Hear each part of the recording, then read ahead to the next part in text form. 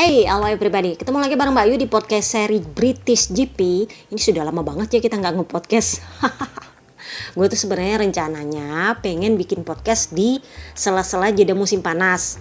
Tapi giliran gue bikin, nggak tahu kenapa gue tuh males ngeditnya.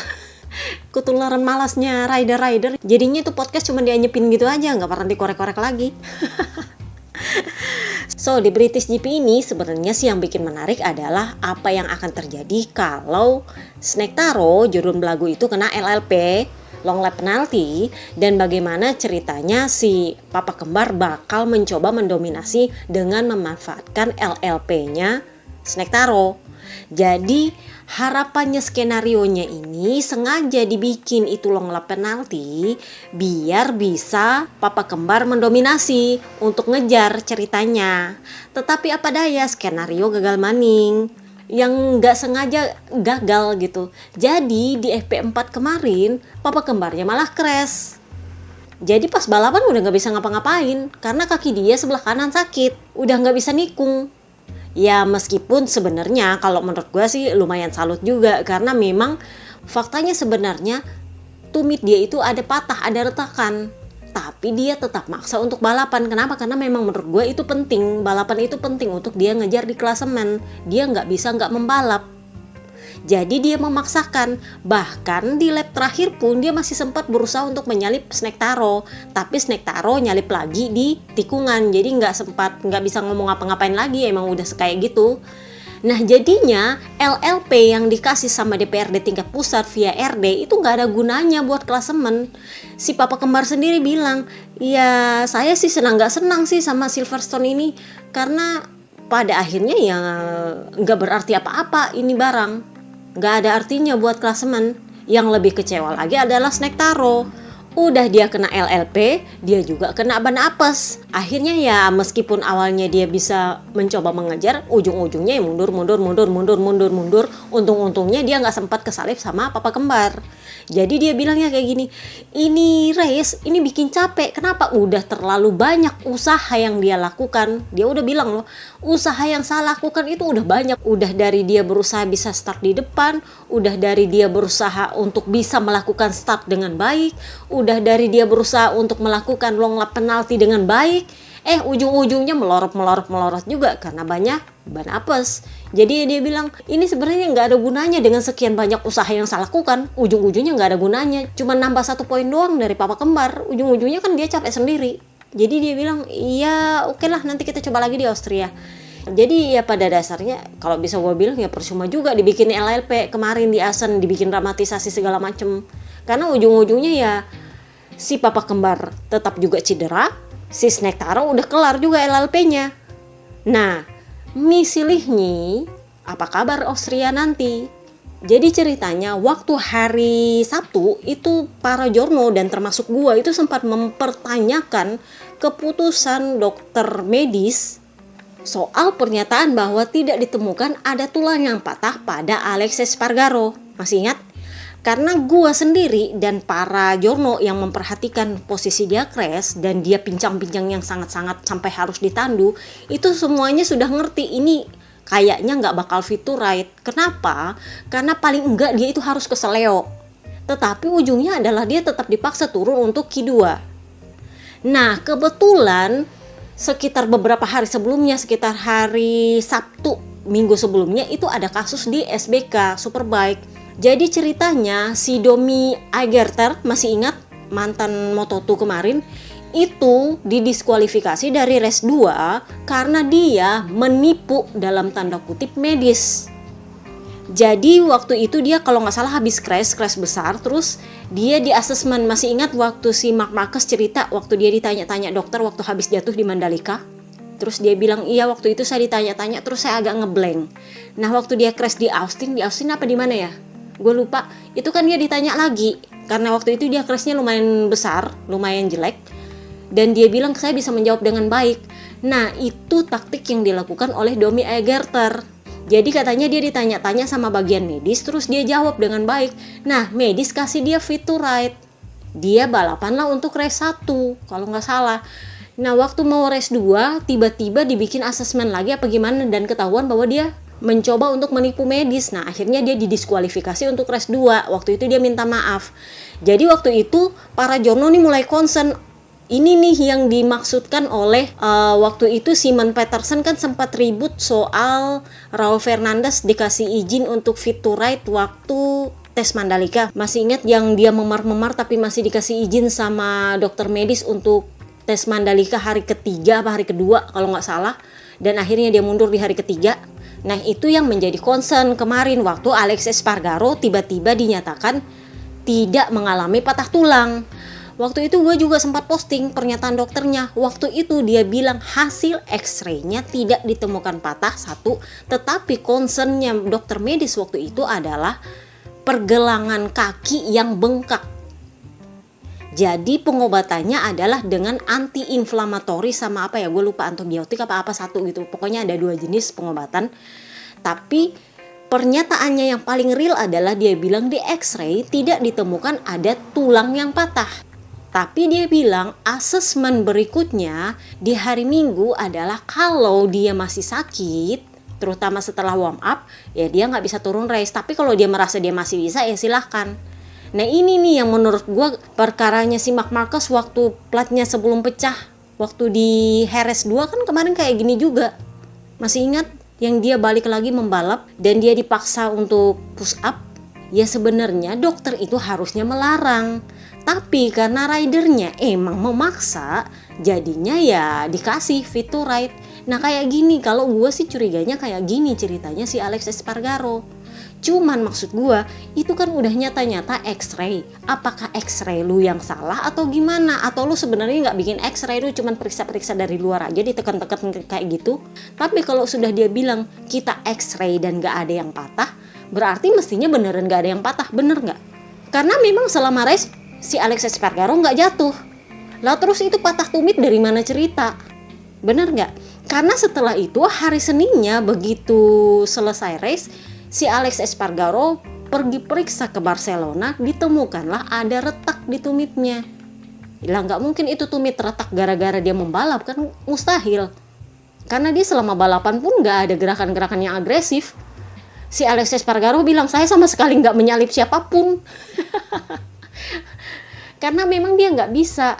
Memang sakitnya sih nggak masalah, tapi saya sulit untuk menggerakkan motor, terutama kalau dia tikungan ke kanan karena nggak nyaman, kan kakinya bengkak.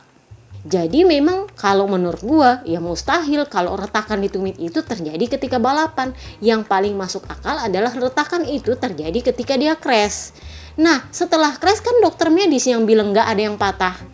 Sebenarnya sih kalau menurut gua agak-agak setuju dengan Simon Peterson yang bilang sepertinya kualitas dokter medis di klinika mobile itu agak-agak harus diawasi, bukan diragukan, tetapi harus ada opini kedua atau harus diawasi lah paling enggak.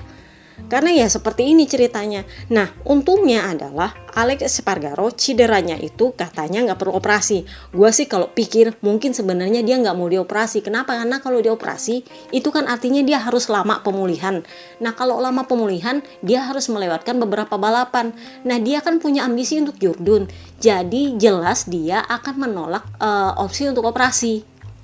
Jadi kalau dokter bilang ya udah kalau lu nggak mau operasi ya udah gitu aja, tapi lu pakai kruk selama 1 minggu nggak boleh diapa-apain. Jadinya ya seperti itu. Tetapi Massimo Rivola sendiri harap-harap cemas ini anak bakal turun nggak ya di Austria. Kenapa? Karena kan itu nggak pakai operasi.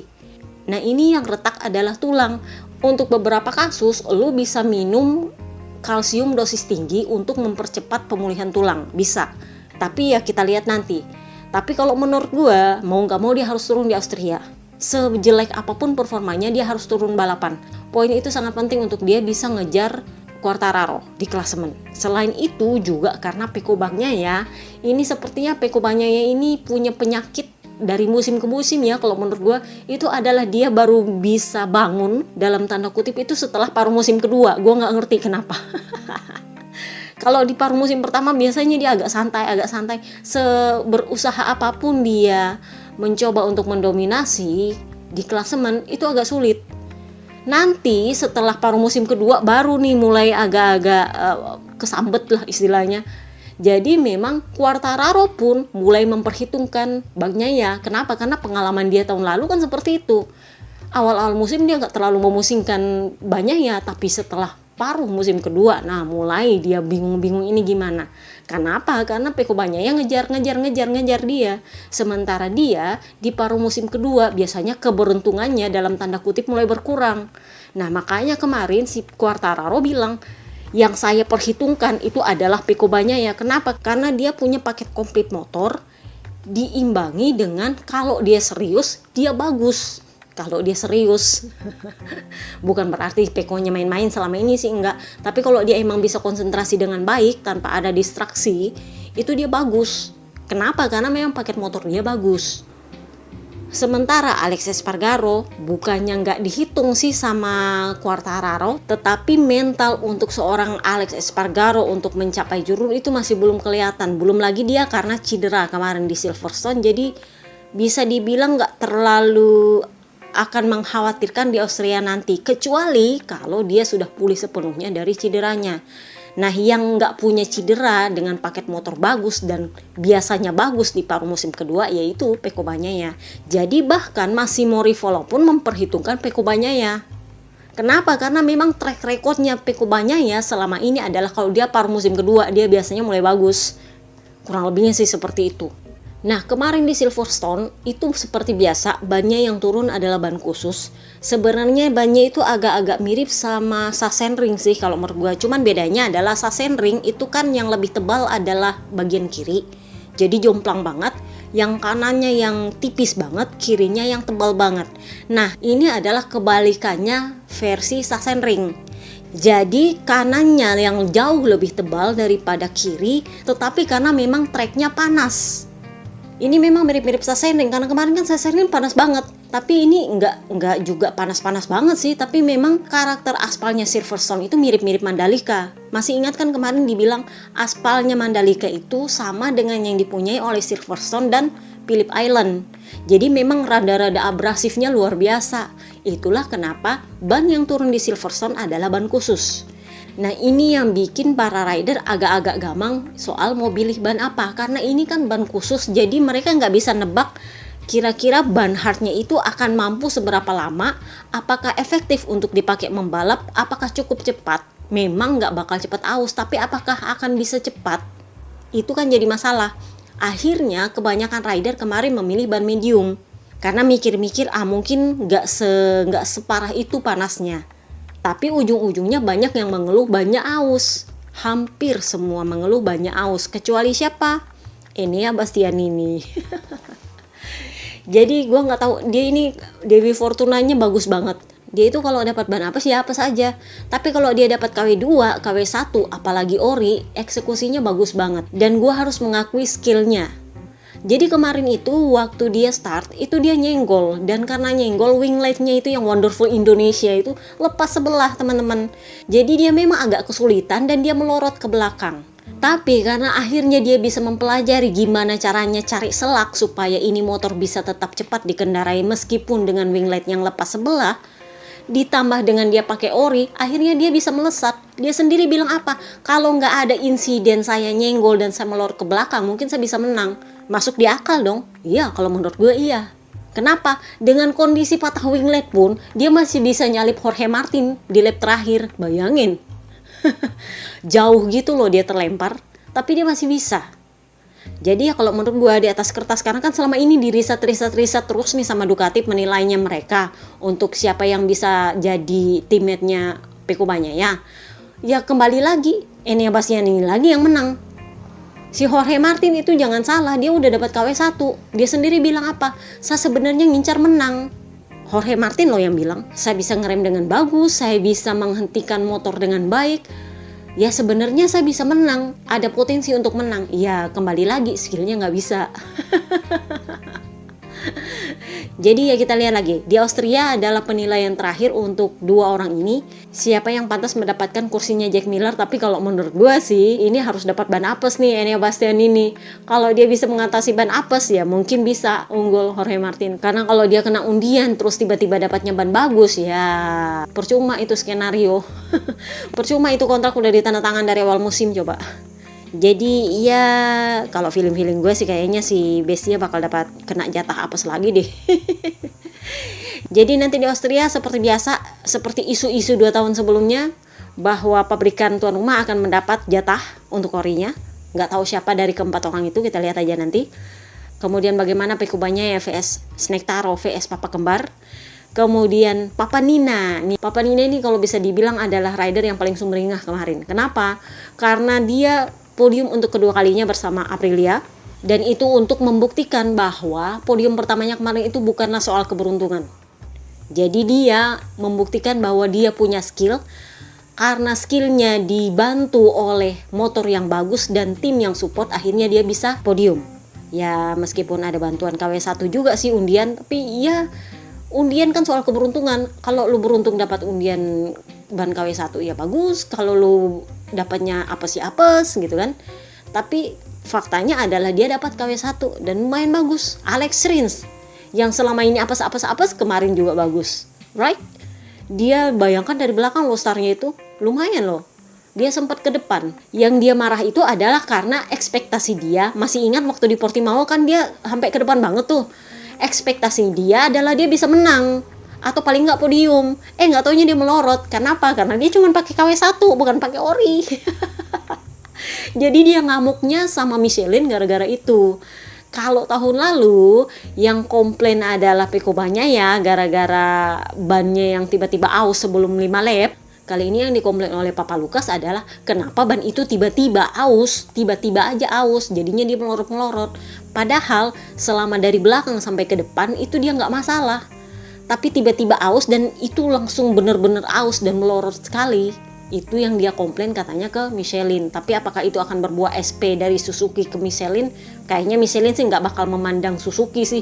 Kan tahun depan nggak muncul lagi di sini. Jadi ya udahlah dicuekin palingnya sama Michelin. Beda kalau Ducati kemarin. Ducati itu kan karena memang waktu itu si Pekubanya ya lagi kandidat jurun. Jadi memang amat sangat berarti itu ban yang aus sebelum 5 lap.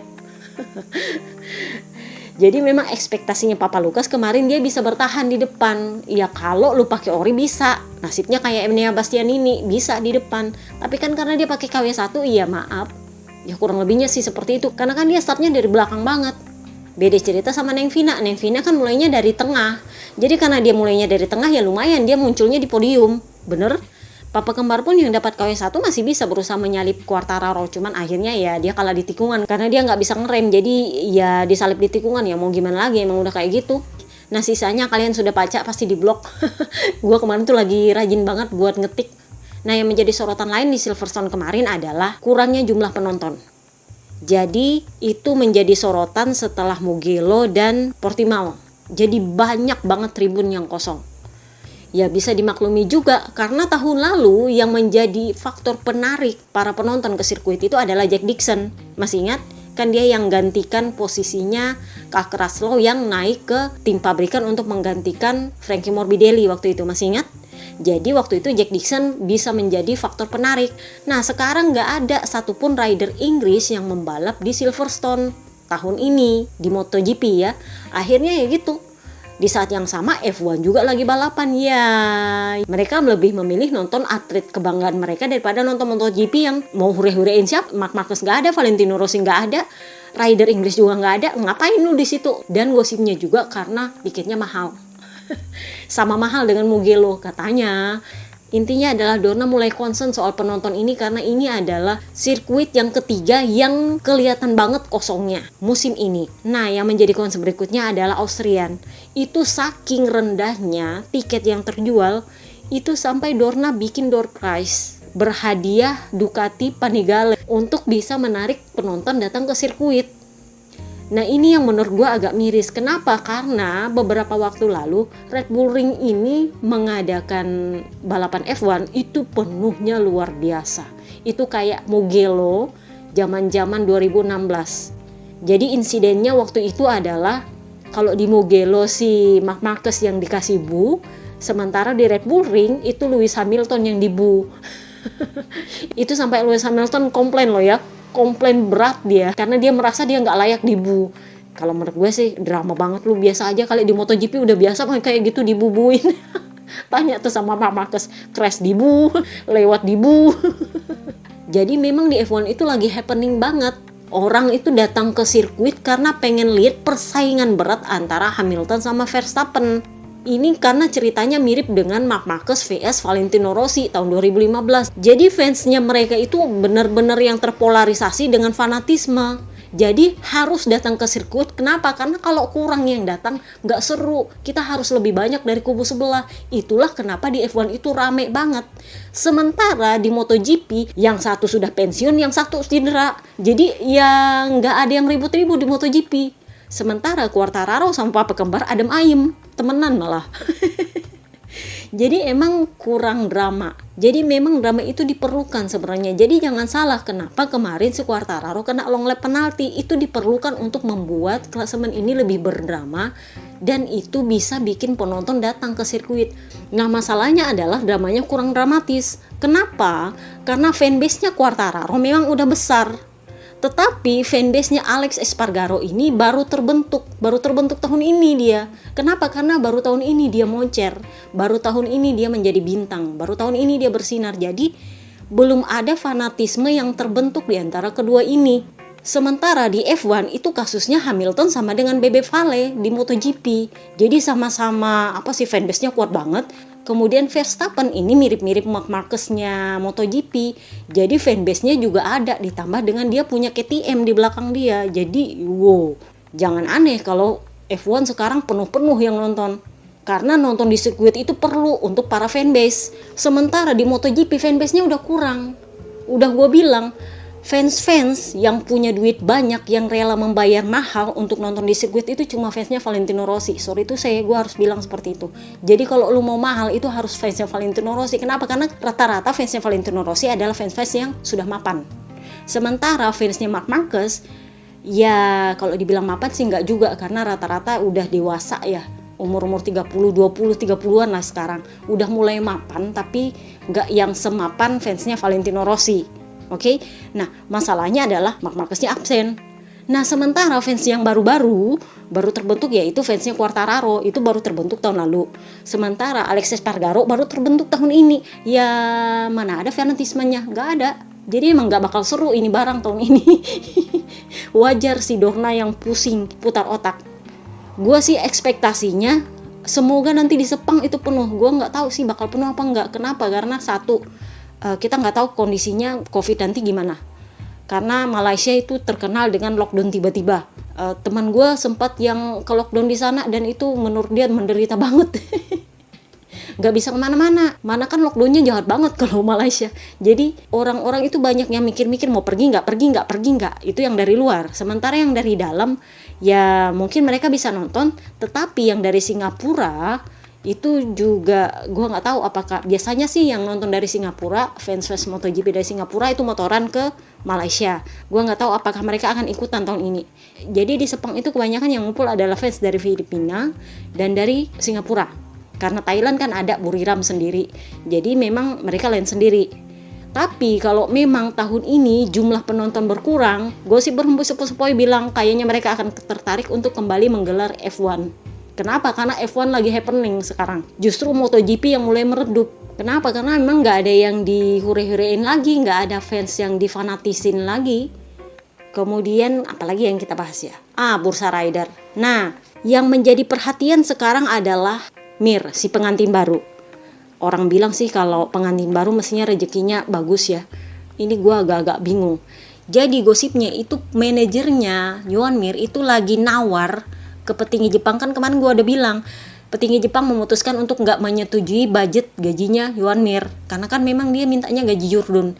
Nah nggak disetujui sama petinggi di Jepang meskipun Puig mengajukan permohonan proposal tapi ditolak sama petinggi Jepang. Nah si Paco Sanchez kan sempat keluar-keluar, dia bilang kalau nggak gitu mending nganggur di rumah aja si Mir. Apakah Jepang merasa kasihan? Enggak. Jadi gosip berhembus sepoi-sepoi, ini Paco Sanchez coba nawar lagi ke Jepang, gimana caranya supaya naik lagi dah itu gaji sedikit aja. Nah Jepang bilang, kalau gitu kita ketemuan di Red Bull Ring. Jadi memang di Red Bull Ring nanti akan ada petinggi Jepang yang datang. Mereka mungkin akan bicara sama si Paco Sanchez dan termasuk dengan Yohan Mir, baru bisa pengumuman soal kontraknya Yohan Mir. Itulah kenapa ini ketunda-tunda. Ini perkaranya adalah gaji. Jadi secara keseluruhan sebenarnya Jepang setuju si Mir gabung, tapi gajinya nggak segitu.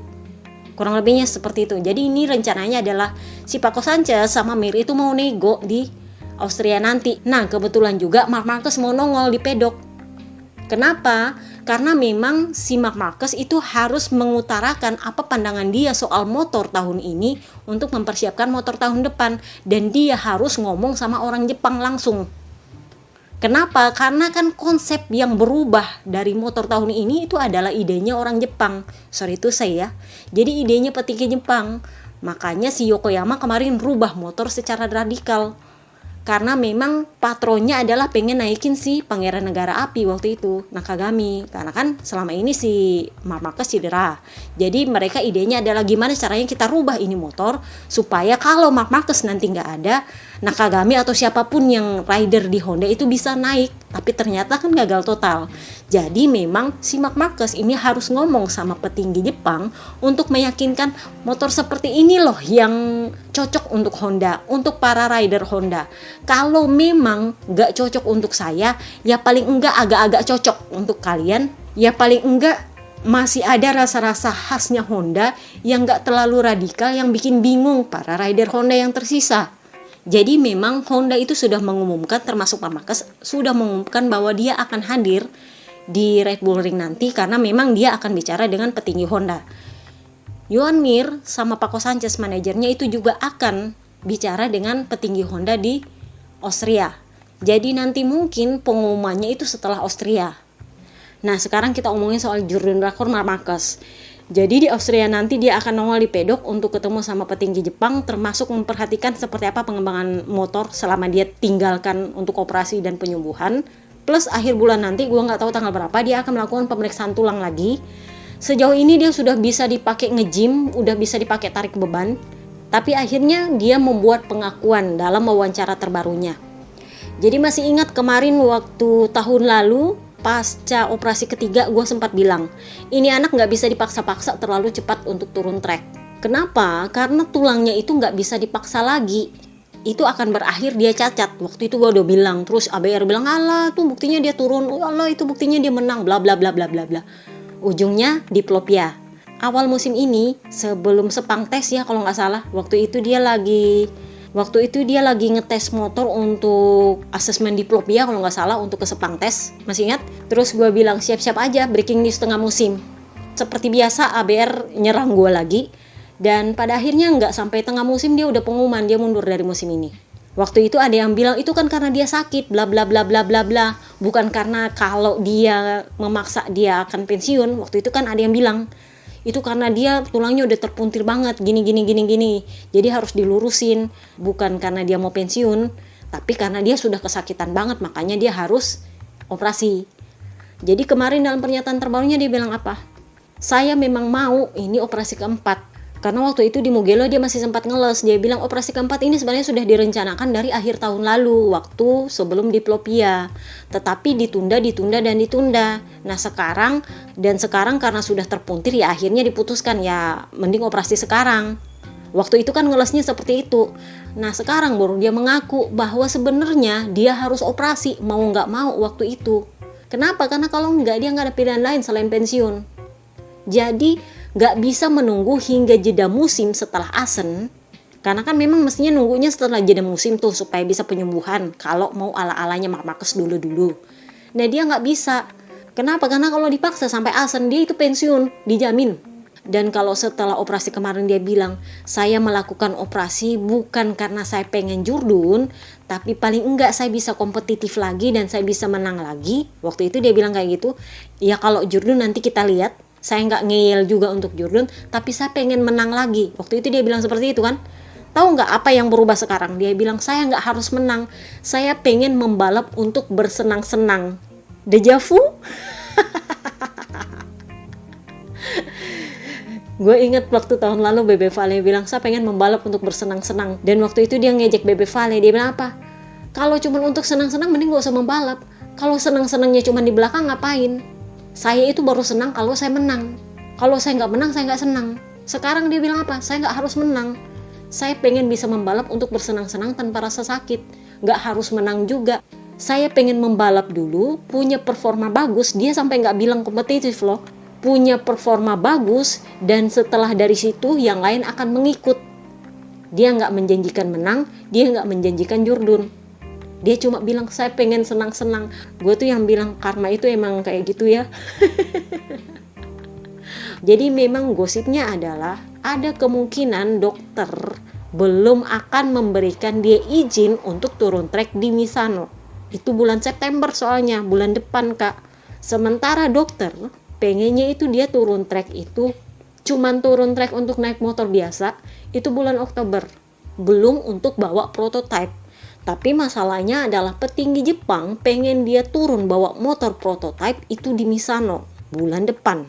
Jadi kemungkinan dia nongol nanti di Austrian GP itu lebih kepada satu, memperlihatkan konsep yang dia inginkan untuk motor tahun depan. Makanya dia bilang dia pengen kalau dia sudah turun track nanti semuanya sudah baru, sudah fresh, sudah sesuai dengan konsep dia. Makanya dia mau datang ke Austria untuk bicara sama petinggi Jepang, ini loh konsep yang saya pengenkan. Dan ada kemungkinan kalau saya bisa turun di Misano, saya akan turun di Misano. Kalau enggak ya tolong dipersiapkan aja dulu. Dia sendiri gosip berhembus supaya udah nggak berani ngeyel sama dokternya bahwa dia akan turun trek lebih cepat dari yang diminta oleh dokter. Dia nggak akan mau lagi buru-buru. Kenapa? Karena sesuai kata manajernya dia, Alsamora bilang, ini adalah operasi terakhir dia. Udah nggak bisa operasi lagi. Jadi kalau kenapa-kenapa, kalau gagal ini operasi, atau tulangnya somehow patah lagi atau gimana, kepuntir dan segala macam, udah lu nggak bisa, sudah pasti pensiun, udah nggak bisa lagi. Ini adalah operasi terakhir dia, kurang lebihnya sih seperti itu. Jadi memang dia amat sangat hati-hati untuk bisa turun trek atau enggak. Dia akan usahakan bisa turun trek di Misano karena itu yang diminta oleh petinggi Jepang sebagai persyaratan dia mundur di Mugello kemarin. Jadi dia mundur di Mugello kemarin sebelum tengah musim itu karena dia pengen targetnya bisa turun di Misano. Tapi ternyata dokter dia bilang, belum tentu kakak, nggak bisa secepat itu. Tulangmu itu kalau dipaksa lagi udah nggak bisa dioperasi loh. Jadi akhirnya sekarang dia itu mulai agak-agak calm down sekarang.